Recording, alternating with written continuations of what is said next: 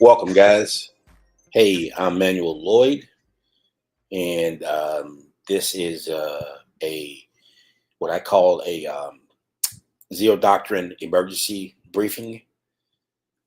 These are notices that are put out for emergencies from the watchdogs of our nation, FBI, CISA, NIST, the whole 9 yards. And what we try to do, at least what I'm trying to do, excuse me, is provide you how my Zero Doctrine would address these issues. But at the same time, if you don't have Zero Doctrine, we can work with you, whatever framework you have,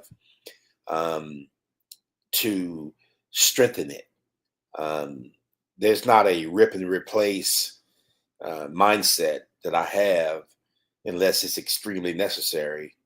But right now, we want to work with you with whatever platform you're on to try to help you. So hopefully this information will help you. And we've already put out a brief about the Microsoft Exchange server vulnerability. We're putting this out now about the FBI. And I think I have one more to do. That's extremely dangerous.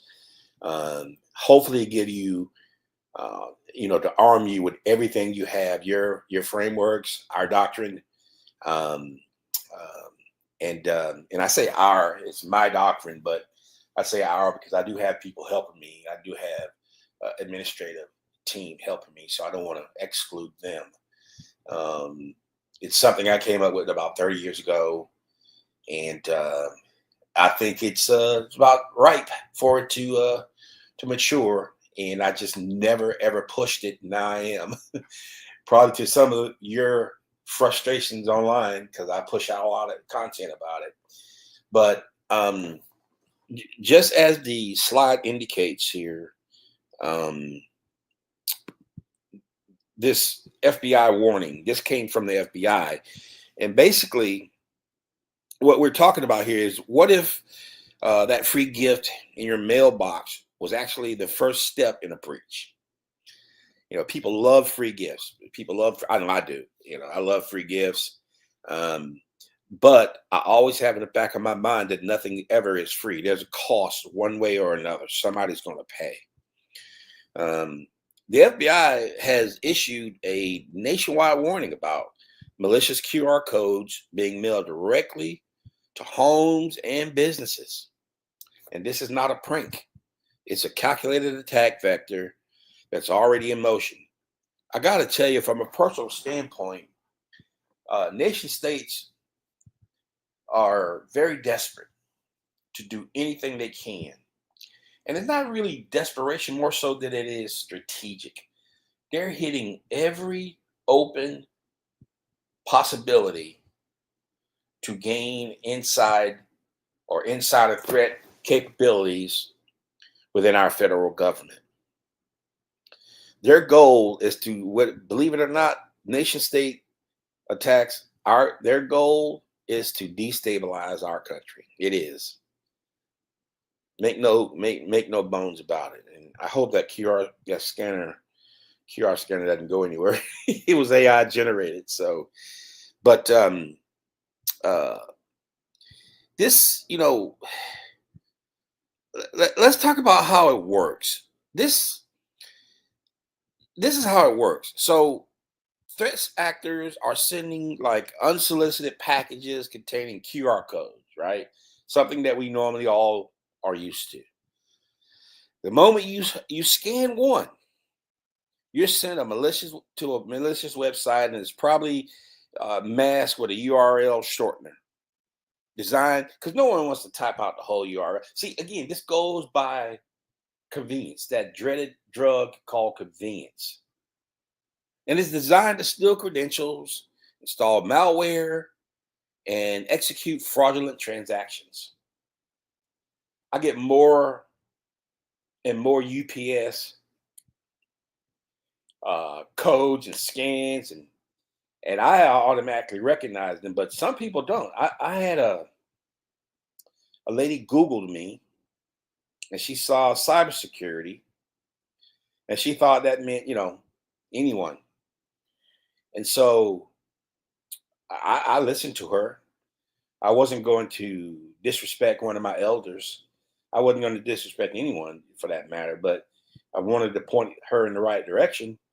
So I said, well, look, I don't do this for individuals. I do it for government agencies and critical infrastructure and Fortune 500 and defense contractors. I went to explain it to her. She said, well, I just don't know what to do. I mean, I just lost $35,000.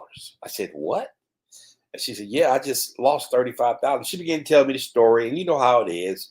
They see a QR code, they click on it, they barely know how to use a cell phone. This lady was about 75 years old, okay, trying to use technology, trying to be efficient, and she ended up losing $35,000.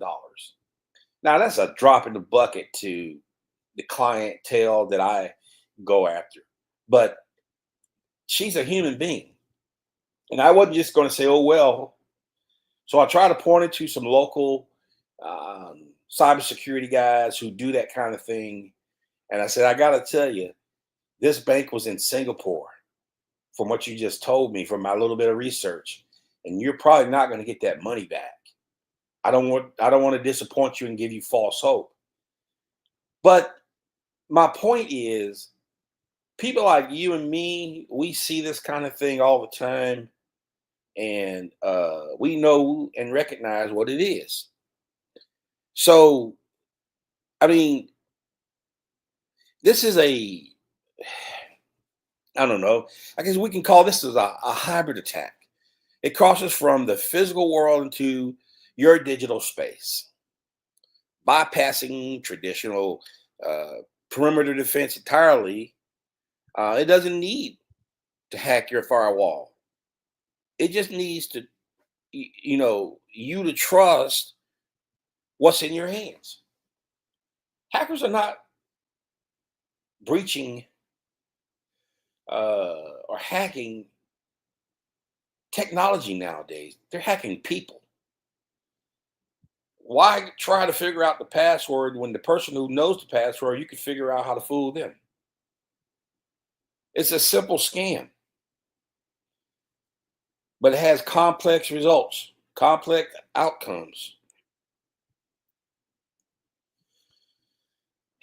And for me specifically, this is targeting all of my uh, groups that I deal with: government, critical infrastructure, Fortune 500, and defense contractors.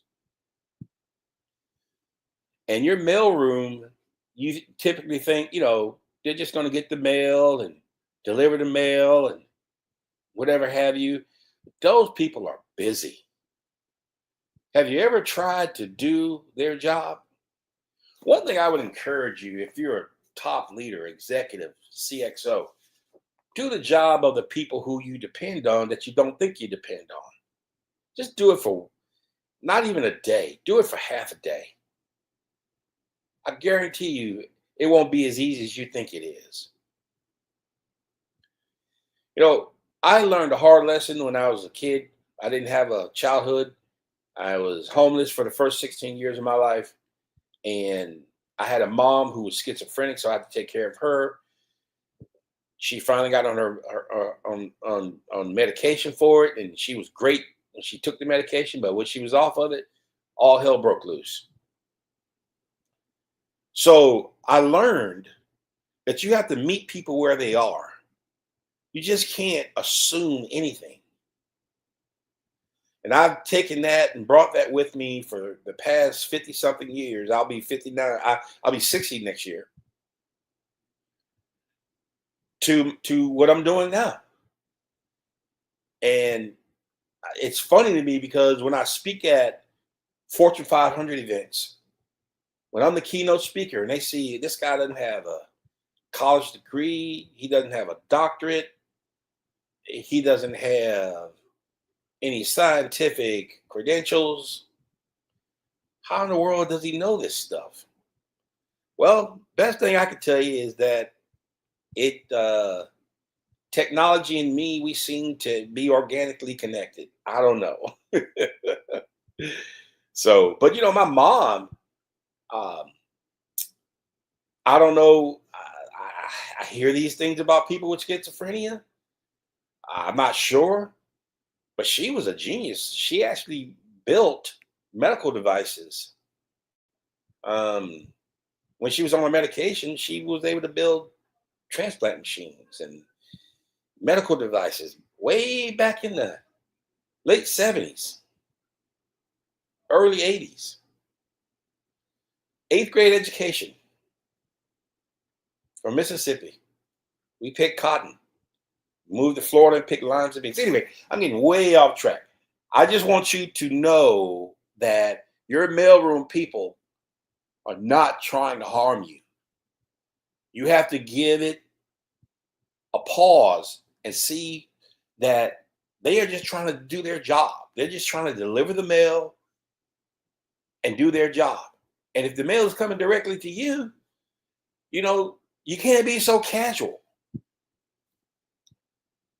And you have to look at these alerts with a strenuous eye. Under my zero doctrine, this is how we would handle this. So this is a direct violation of. I wrote a cybersecurity constitution. It's not a marketing ploy. It's an actual alternative, if you will, to frameworks. It can complement a framework, but it has to lead. I mean, this whole mail thing is a direct violation of my Article 3, which is identity and trust, and Article 5, which is excuse me, operational integrity. We deploy what we call TrustNet to verify the provenance of any inbound asset, whether digital or physical. We use DNA, which is data segmentation, to tag and isolate suspicious items before they ever touch an operational network. And with Aegis AI and Quick Strike, we detect and intercept malicious endpoints before they can compromise your system. Way before. So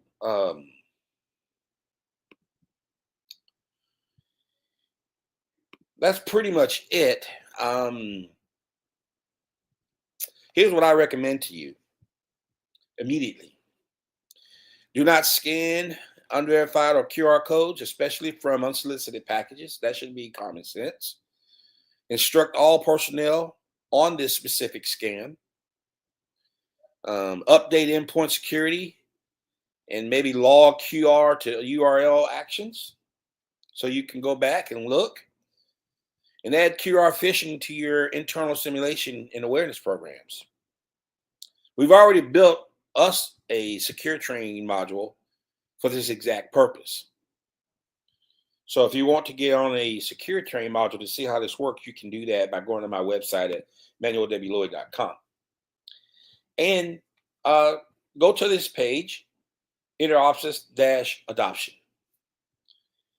And if you have any questions, hit me up on social media at manuelwlloyd.com or email me, manny@manuelwlloyd.com. And I hope to hear from you. So until the next briefing, take care and have a wonderful, wonderful day.